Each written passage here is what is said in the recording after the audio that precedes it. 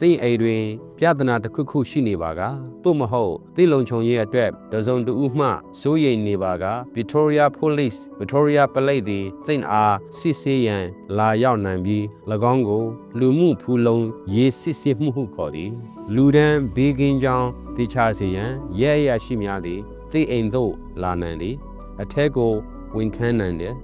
အရာရှိနှစ်ဦးကလူတွေရဲ့အိမ်တွေကိုတဲ့ရတာပုံမှန်ပါပဲ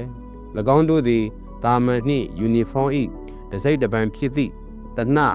တာစာနှင့်ကင်မရာတို့ပါဝင်သောယူနီဖောင်းအပြည့်အစုံကိုဝတ်ဆင်မည်ဖြစ်ပါသည်